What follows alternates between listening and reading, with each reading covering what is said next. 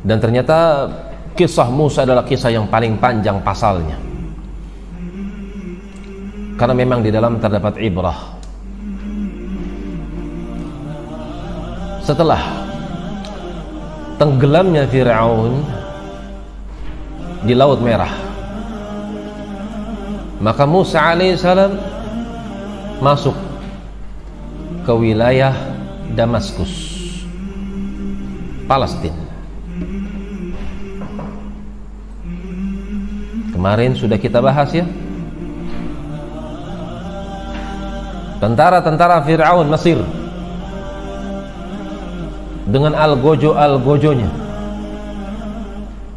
laki-laki kuat-kuat dikeluarkan oleh Fir'aun untuk mengejar pasukan Musa alaihissalam. Dan ternyata pasukan Fir'aun dan pasukannya yang dibawa oleh Haman semuanya tenggelam. Berarti di Mesir tinggal siapa? Masya Allah, sinyalnya kencang. Janda Ustaz, dengerin ibu-ibu tuh suaminya tuh. Banyak janda di Mesir, karena yang tinggal di Mesir ketika itu anak-anak, orang sakit, dan kakek-kakek. Jagoan-jagoannya pergi ngejar Musa alaihissalam, dan ternyata mereka tawarkan diri mereka kepada kebinasaan. Akhirnya jumlah wanita ketika itu membludak di kota Mesir, sedikit laki-laki. Ketika itulah para perempuan dalam sejarah dunia, perempuan yang pertama kali melampaui batas adalah pada zaman Musa alaihissalam, di mana kaum laki-lakinya sedikit, sementara jumlah wanitanya sangat banyak. Tapi itu nggak kita bahas, kita lompat aja ke Palestina aja, terantum betah di Mesir. Kan itu sampai sekarang terkenal ya, sampai sekarang terkenal. Mesir itu Masya Allah banyak ramuannya, karena kota kuno sebelum Arab Saudi, Mesir sudah ada. Karena itu banyak ya, banyak ramuan-ramuan dari Mesir. Obat kuat katanya, khawatir. Baik, kita ke Palestina. Nabi Musa alaihissalam sekarang suasananya baru, dan mereka mendapati di Palestina tersebut, Damaskus, terdapat raja yang zalim. Kita lihat ya, watak aslinya Yahudi kepada Nabi, beda dengan wataknya kaum muslimin. Karena itu di dalam Al-Quran banyak sekali disebutkan kisah Musa alaihissalam. Di antara hikmahnya, kalian tuh jangan seperti umatnya Musa, Yahudi. Sedikit di antara mereka yang pasrah, sedikit di antara mereka yang tunduk, padahal mereka telah melihat hal-hal yang menakjubkan langsung dengan mata kepala mereka sendiri. Nanti akan disebutkan gunung pun dicopot dari akarnya, lepas, diangkat oleh Allah, kemudian ternyata ada di atas kepala mereka. Ini luar biasa, nggak pernah terjadi pada zaman Muhammad SAW, tapi terjadi pada zaman Musa alaihissalam, di mana gunung diangkat dari tempatnya, diletakkan di atas kepala-kepala Bani Israel. Mereka ditawarkan ikat perjanjian, mau bertakwa kepada Allah, nggak ada pilihan. Dia berani mengatakan saya nggak mau bertakwa, ya siap-siap ketiban gunung. Ini kejadian yang sangat menakjubkan pada zaman Bani Israel. Dan kita lihat ya, bagaimana pasukan atau sahabat-sahabat Musa yang setia dan para pengikutnya yang tidak setia. Dalam surat Al-Maidah, Ibnu Katsir rahimahullahu ta'ala membawakan ayat dalam surat Al-Maidah, ayat yang ke-20, tepatnya ayat yang ke-20. وَإِذْ قَالَ مُوسَى لِقَوْمِهِ يَا قَوْمِ اذْكُرُوا نِعْمَةَ اللَّهِ عَلَيْكُمْ إِذْ جَعَلَ فِيكُمْ أَنْبِيَاءَ وَجَعَلَكُمْ مُلُوكًا wa atakum ma lam yu'ti ahadan minal alamin. Wa idh qala Musa, dan ingatlah ketika Musa alaihissalam dia berucap liqaumi, dia berucap kepada kaumnya, ya qaumi dzkuru ni'matallahi alaikum, hai kaum, ingat-ingatlah nikmat Allah yang Allah limpahkan kepada kalian. Idh ja'ala fikum anbiya, manakala Allah tidaklah menjadikan para nabi kecuali dari jenis kalian Bani Israel, keturunan Ibrahim alaihissalam, keturunan Ibrahim Ishak, anaknya Ishak Yakub. Yakub inilah yang disebut dengan Israel alaihissalam. Bani Israel, Bani Yakub, keturunannya Yakub alaihissalam. Wa ja'alakum mulukan, dan Allah jadikan kerajaan-kerajaan untuk kalian. Wa atakum ma lam yu'ti ahadan minal alamin, dan Allah telah berikan kepada kalian sesuatu yang belum diberikan kepada orang-orang sebelum kalian dari kalangan manusia secara umum pada zamannya.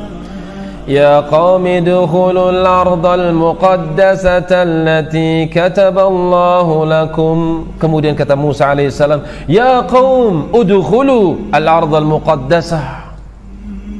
Setelah mereka keluar dari Mesir, mereka masuk ke Damaskus, Palestina, di tepi laut, Nabi Musa berpidato, hai kaum, masuklah kalian ke negeri al-muqaddasah, negeri yang disucikan oleh Allah, allati kataballahu lakum, di mana negeri ini adalah negeri yang ditetapkan untuk kalian. Kalian bisa menguasainya, tapi ada perjuangan. Kalian bisa menguasainya, akan tapi tentu ada perjuangan sebagai ujian bagi kalian.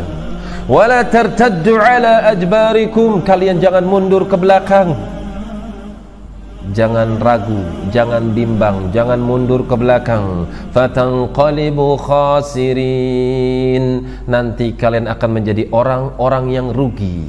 Pidato Musa alaihissalam. Lihat ya, bagaimana umat Yahudi, watak Yahudi, padahal di situ ada nabi mereka, di situ ada rasul, di situ ada kalamullah. Qalu ya Musa inna fiha qauman jabbarin. Hai Musa, di dalamnya terdapat kaum jabbarin, orang-orang yang kuat lagi melampaui batas. Disebutkan dalam riwayat badannya besar-besar, kuat-kuat, sterek-sterek, memiliki badan yang kokoh, mapan, kuat, jago gulet. Wa inna lan nadkhulaha hatta yakhruju minha, kami enggak akan masuk ke dalamnya. Perintah Nabi apa? Hai kaum, kita masuk ke dalam negeri itu. Jawaban kaumnya apa? Ya Musa, kita tidak akan masuk ke dalamnya. Taat atau tidak? Subhanallah, ada nabi ya, ada nabi, ada rasul, tapi jawabannya luar biasa, ngeyel. Antum tahu sebabnya kenapa Yahudi ngeyel? Ada yang bisa jawab, anak kasih hadiah, tapi bukan ini hadiahnya, nih bendera. Apa? Ada yang tahu jawabannya? Karena pengaruh teman yang jelek. Hati-hati, pengaruh teman yang jelek, pengaruh lingkungan yang buruk. Siapa teman yang jelek ini? Lingkungan yang buruk ini? Fir'aun. Terlalu lama mereka bergaul dengan Fir'aun, terlalu lama mereka berada di dalam lingkup kerajaan Fir'aun, di mana Fir'aun adalah orang yang paling ngebangkang. Lihat ya, pengaruhnya luar biasa.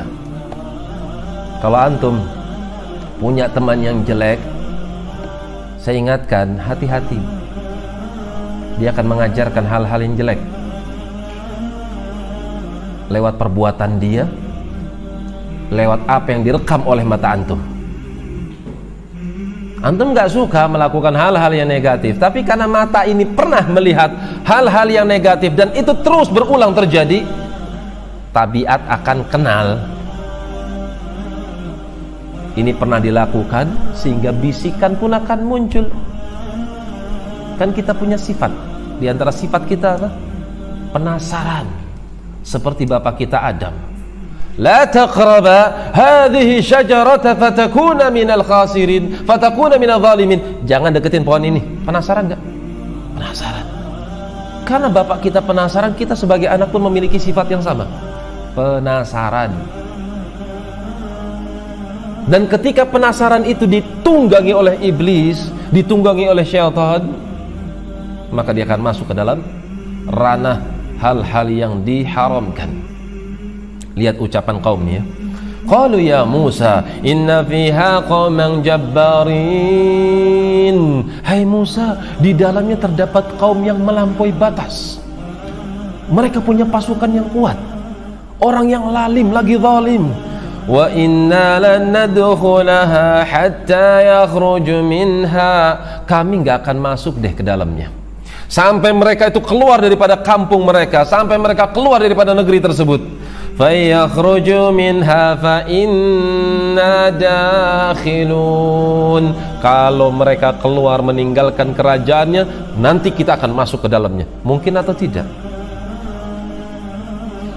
Kepala negara dengan jajarannya, kekuasaan yang ada di dalam suatu negeri, tiba-tiba dia tinggalkan negeri tersebut beserta isinya, rakyat dan rajanya, pemimpinnya pergi meninggalkan negeri tersebut. Nggak mungkin, kecuali kalau negeri itu hancur. Ini suatu hal yang nggak masuk akal sekali, suatu hal yang tidak nalar sama sekali. Apabila dikatakan dia pengikut setia, nggak mungkin mengucapkan kalimat seperti itu. Ini kalimat pembangkangan kepada nabinya alaihi salam. Kalau itu Nabi SAW ketika dikatakan i'dil ya Muhammad fa innaka lam ta'dil. Hai Muhammad SAW, berlaku adil engkau, sungguh engkau itu belum berlaku adil. Nabi Muhammad SAW ketika menghadapi ternyata ada juga umat yang ngeyelan, maka beliau langsung berqudwah, bertauladan. Rahimallahu Musa, semoga Allah merahmati Musa alaihissalam. Faqad udhiya akthar min hadha. Beliau telah mendapatkan ujian yang lebih banyak daripada aku. Yang semodel dengan model kayak gini nih, umatnya ngeyel sama nabinya. Fasabara. Nabi Musa sabar. Jadi Nabi Muhammad alaihissalatu wassalam menasihati dirinya sendiri dengan bertoladan kepada Nabi. Jadi kalau antum mendapatkan ujian, cari toladan. Toladan antum apa? Antum punya imam. Imam antum itu Quran. Imam antum itu sunnah. Karena itu orang yang bisa sabar, maka dia layak untuk menjadi pemimpin. وَجَعَلْنَا مِنْهُمْ أَئِمَّةً يَهْدُونَ بِأَمْرِنَا. Demikian kami jadikan pemimpin-pemimpin di antara mereka yang mereka memimpin dengan petunjuk kami. Siapakah mereka? Lamma sabaru. Ketika mereka sabar. Orang yang sabar dia bisa mengkontrol. Wa kanu bi ayatina yuqinun. Dan mereka terhadap ayat-ayat kami, mereka termasuk orang-orang yang yakin, bukan hanya paham, bukan cuma ngerti, tapi dia pahami dan dia yakini dengan hatinya dan dia aplikasikan dalam kehidupannya. Itulah pemimpin agama. Alim, sabir, memiliki ilmu yakin dan sabar. Antum punya ujian, ada musibah atau ada berbagai macam bala, ikhtibar, imtihan menimpa antum. Ujian, kadang ujian muncul dari temannya sendiri, kadang ujian muncul dari teman majlisnya sendiri, kadang ujian muncul di dalam rumahnya sendiri. Wasbir li hukmi rabbika fa innaka bi a'yunina. Tuh pemimpin kita. Bagaimana cara kita menjalankan kehidupan? Kita punya pedoman. Pedoman kita apa? Al-Quran. Al-Quran menasihati kita. Bagaimana nasihatnya? Fasbir li hukmi rabbika. Sabarlah engkau di dalam menjalankan hukum Tuhanmu. Hukum Tuhanmu ada dua. Hukum syar'i, hukum qadari. Hukum syar'i apa maksudnya? Ya sholat maksudnya. Ketika Allah perintahkan sholat, sabar. Ketika Allah perintahkan puasa, ya sabar. Itu namanya maksudnya hukum syar'i, hukum syariat. Yang kedua, hukum qadari. Maksudnya hukum qadari apa? Hukum yang ditetapkan oleh Allah untukmu. Yang tadi kuat jadi lemah, takdir. Yang kemarin kuat finansialnya jadi miskin, fakir. Yang kemarin besar jadi kecil usahanya. Ujian sifatnya qadari, ketentuan yang Allah berikan kepada hamba. Maka Allah katakan fasbir li hukmi rabbika fa innaka bi'ayunina, karena aku melihat dengan mataku. Aku melihat engkau dengan mataku. Allah sifatkan dirinya punya mata. Wa ja'alna ba'dakum li ba'din fitnatan atasbirun. Aku jadikan sebagian kalian dengan sebagian yang lain itu ujian. Atasbirun. Allah menghendaki kalau kalian itu sabar. Wa kana rabbuka basira, dan Allah umumkan sungguh Tuhanmu tuh menyaksikan gerak-gerik yang kau lakukan. Sabar enggak ngadepin konco dewe? Sabar enggak ngadepin istri sendiri? Sabar enggak ngadepin anaknya sendiri? Fa innaka bi'ayunina, antum harus punya pedoman. Ingat ayat itu, antum sedang diperhatikan sama Allah. Benar enggak ucapanmu? Benar enggak perbuatanmu? Ketika dihadapkan ujian, Nabi Musa alaihissalam mendapati ujian. Ujiannya adalah umatnya sendiri. Kami nggak akan keluar, atau kami nggak akan masuk ke negeri itu, kami nggak akan masuk ke kota itu, karena di dalamnya terdapat pemimpin yang zalim, terdapat rakyat yang zalim. Kita masuk ke situ, ya Allah, kita nganterin besek kalau begitu. Kita akan habis disantap oleh mereka. Kita nggak akan masuk ke dalamnya sampai mereka keluar daripada negeri itu. Kalau mereka keluar dari kota itu, mereka tinggalkan negeri itu, nanti kita akan masuk ke dalamnya. Qala rajulani minal ladina yakhafun, maka berkatalah dua orang murid setianya Musa alaihissalam, yang satu bernama Yusha' bin Nun, dan ini murid yang di bawah atau yang disebutkan dalam surat Al-Kahfi, idh qala Musa li fatahu la abrahu hatta fatah. Dan ketika Musa alaihissalam berkata kepada fatah, kepada pemuda yang diajak oleh beliau, ini murid setianya Yusha' bin Nun alaihissalam. Yang kedua adalah Kalib radhiyallahu ta'ala anhu. Dalam riwayat disebutkan dua-duanya diangkat menjadi nabi setelah Nabi Musa alaihissalam. Qala rajulani minal ladzina yakhafun, maka berkata dua orang dari kalangan muridnya Musa alaihissalam, alladzina yakhafun, yang mereka dua-duanya takut kepada Allah Subhanahu wa taala. Ada yang membaca yakhafun, ada yang membaca yukhafun di dhammah. Maksudnya dua orang ini disegani oleh Bani Israel. An'amallahu alaihima, yang Allah telah limpahkan karunia untuk dua orang ini. Udkhulu alaihimul bab, hai kaum jangan takut, masuk lewat gerbang. Fa idza dakhaltumuh fa innakum ghalibun, kalau kalian masuk lewat gerbang sesuai dengan perintah Nabi kalian Musa alaihissalam, pasti kalian akan mendapatkan kemenangan. Karena yang menjadi tolak ukur kemenangan itu bukan senjata, bukan bedil, tapi ketundukan seorang kepada Tuhannya, ketaatan seorang hamba kepada nabinya, itu yang menjadikan seorang itu dimenangkan. Karena itu disebutkan dalam hadis Muslim, la tazalu ta'ifatum min ummati zahirina 'alal haqq, akan terus ada dalam umat ini satu kelompok manusia, ta'ifatun min ummati, dari kalangan umatku. Siapa mereka? Zahirina 'alal haqq, mereka dimenangkan karena mereka memenangkan al-haqq. Mereka diunggulkan, mereka ditinggikan, dimuliakan oleh Allah disebabkan karena mereka memuliakan kebenaran. Mereka memperjuangkan al-haqq. Terus orang-orang yang mencaci bagaimana? Terus orang-orang yang menyelisihinya bagaimana? Tetangga ngerasain ini orang beda sendiri. Teman-teman pabriknya, teman-teman kantornya ngerasa risih, ini orang celananya beda sendiri. Ini penampilannya beda sendiri. Apalagi kalau udah nonton ibadahnya, sholatnya lain sendiri. Cara ibadahnya kalau dari awal ya, Karena memang kita sudah terlanjur dididik dari awal sampai akhir bid'ah semua isinya. Betul? Coba aja cek satu-satu.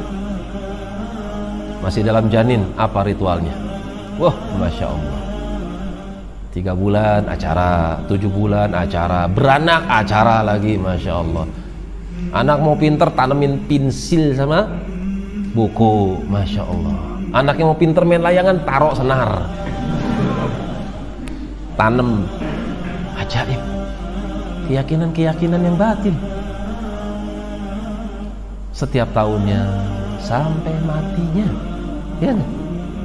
Sampai dia ditanam di dalam kuburnya, bid'ah semua isinya. Sehari, 2 hari, 3 hari, 40 hari, 1000, ya gak? Itu tuntunan siapa? Ada Nabi Muhammad SAW 1000 hari? Abu Bakar, Umar, Uthman, Ali radhiyallahu ta'ala anhum, ada mereka 1000 hari, 100 hari? Tidak. Ketika kita menerapkan sunnah Muhammad sallallahu alaihi wasallam dalam kehidupan kita, dalam beragama, ketika kita beribadah kepada Allah, kita nggak pengen asal-asalan. Kita nggak pengen ngikutin tren. Tren itu nggak punya pahala. Siapa tren itu? Tren itu cari ridho orang. Ngetren biar keren. Kita itu pengen mencari ridho Allah subhanahu wa ta'ala.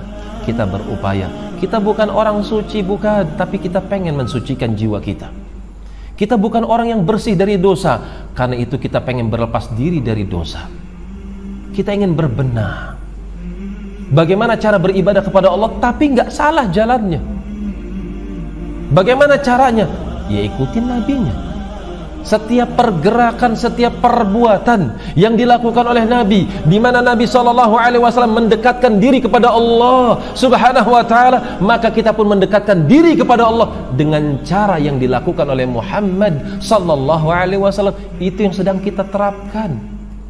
Kalau beliau mengajarkan suatu amalan, kalau beliau mengajarkan suatu praktek ibadah, kemudian kita ikuti praktek ibadah tersebut, berarti Muhammad sallallahu alaihi wasallam mendapatkan pahala tambahan disebabkan kita mengamalkan apa yang pernah diamalkan oleh Muhammad sallallahu alaihi wasallam. Berarti dengan cara kita mengikuti sunnah, kita pun mentransfer pahala buat Nabi Muhammad sallallahu alaihi wasallam. Kan itu lambang cinta kita kepada Nabi. Kita nggak mau beribadah kepada Allah kecuali harus ikhlas, dan kita pengen mentransfer pahala buat Nabi kita Muhammad sallallahu alaihi wasallam dengan cara setia di atas jalurnya. Itu yang diperjuangkan oleh imam madhab yang 4. La yahil li rajulin man istabana lahu sunnah. Nggak halal, kata Syafi'i rahimallahu ta'ala, nggak halal bagi seorang pun man istabanat lahu sunnah, yang sudah nampak sunnah di hadapannya, thumma yada'aha, kemudian ditinggalkan sunnah itu, liqauli ahadin, disebabkan ngikutin ucapan seseorang. Nggak pantas. Dan Allah sendiri sudah mengatakan dalam Al-Quran, ya ayyuhalladzina amanu la tuqaddimu baina yadillahi wa rasulihi wattaqullah. Hai orang-orang yang beriman, jangan coba-coba kalian dahulukan Allah, jangan coba-coba kau dahulukan Rasul alaihi salatu wasallam. Kalian lebih mementingkan ucapan yang selain ucapan Allah dan ucapan Rasul. Jangan. Wattaqullah, takutlah kalian kepada Allah subhanahu wa ta'ala. Lihat ya, fa idza dakhaltumu, orang-orang yang setia kepada Nabi, maka merekalah orang yang dimenangkan.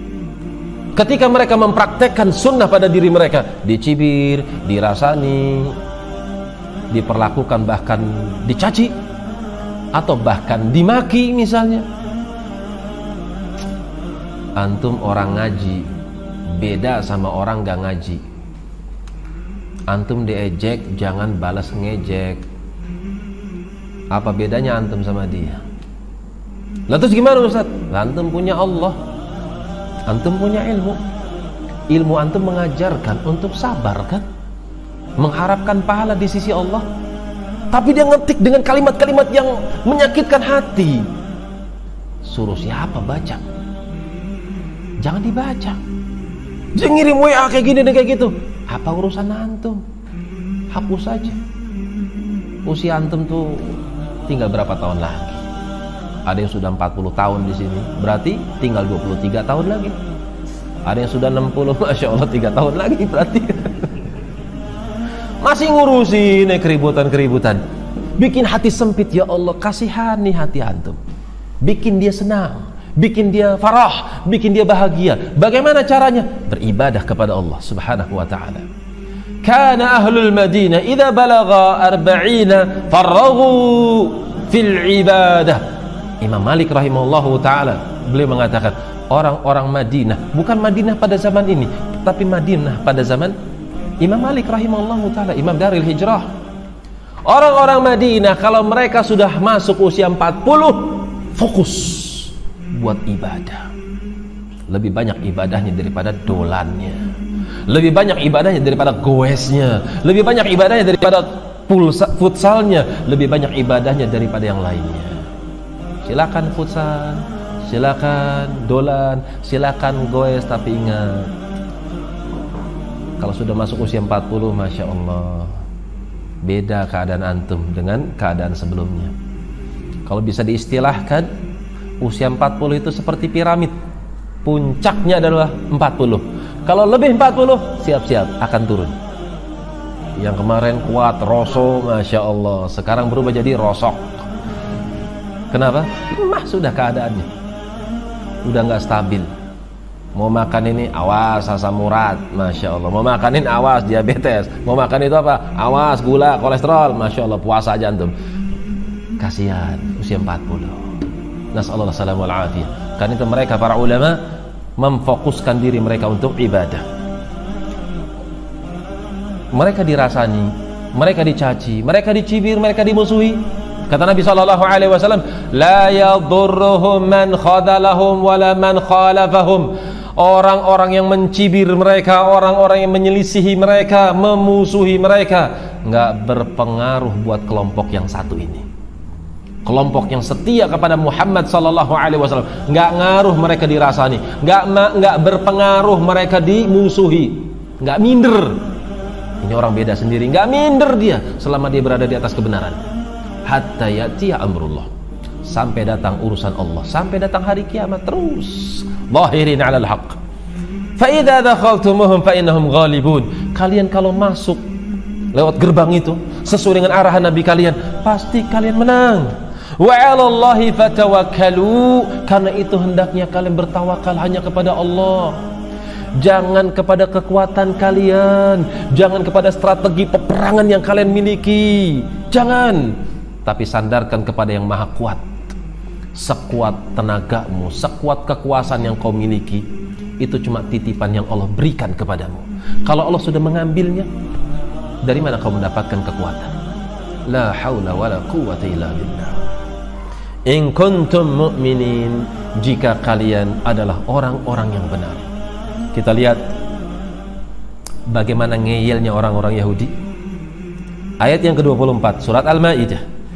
Qalu ya Musa inna lan nadkhulaha abada. Hai Musa, pokoknya kita nggak mau masuk ke dalamnya abadan, selama-lamanya. Antum bisa bayangkan kalau antum jadi nabi gimana? Antum jadi nabi, antum pidato, yuk kita masuk, kita serang. Wah, kayaknya enggak deh. Abadan, selama-lamanya kita nggak akan masuk ke dalamnya. Apalagi kalimat setelahnya. Lan nadkhulaha abadan ma damu fiha fadhhab anta wa rabbuka faqatila inna hahuna qa'idun. Fadhhab anta wa rabbuk. Ini luar biasa kalimatnya. Inna lan nadkhulaha abadan madamu fiha. Kami pokoknya nggak akan masuk ke dalam negeri itu selama-lamanya. Selama mereka masih di situ, kita nggak akan berani masuk ke dalamnya. Fadhhab anta wa rabbuka faqatila wa inna hahuna qa'idun. Hai Musa alaihissalam, kau berangkat aja deh sendiri, sama Tuhanmu ajak berdua sono, perang berdua, kami duduk aja nongkrong di sini. Antum jadi nabi gimana?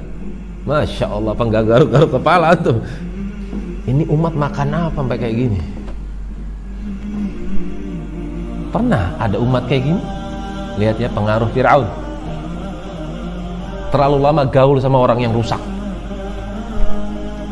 Karena itu kalau antum punya lingkungan yang nggak baik, karena memang pengaruh pekerjaan, ya perbanyaklah baca buku di pekerjaan tersebut, banyak berzikir. Kalau bisa cari tempat yang lain, cari tempat yang lain. Misalnya jualan di pasar, masya Allah sampingnya penjudi, samping sebelah kiri tukang minum, seberangnya masya Allah tukang jajan, bentar-bentar karaoke, kerokan lama-lama, sering karaoke ada. Kiri kanan depan rusak, ya Allah, carilah lapak yang lain. Tapi langganan Anda di situ, Ustaz, bismillah sudah. Kalau betul-betul antum ikhlas karena Allah Subhanahu wa taala, Allah enggak akan menyia-nyiakan amalan antum. Innallaha la yudhi'u ajral muhsinin. Allah enggak akan pernah menyia-nyiakan amalan, pahala dari orang-orang yang biasa berbuat baik. Lihat kalimatnya, qalu ya Musa fadhhab anta wa rabbuka faqatila. Kau berangkat aja, ajak Tuhanmu Allah, ya Allah. Faqatila innaha huna qa'idun. Silakan kau berdua berangkat sama Tuhanmu. Kami duduk aja di sini, nongkrong aja di sini.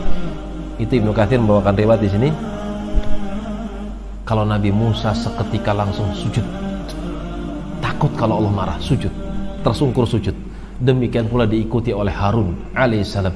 Dua muridnya Kalib dan juga Yusha marah besar, pengen ngantem orang yang ngomong kalimat seperti itu, tapi tertahan emosi mereka. Nabi Musa tersungkur sujud, minta ampun buat umatnya kalau ngucapin kalimat-kalimat seperti itu. Nanti setelah ini kita akan masuk dalam surat Al-Baqarah.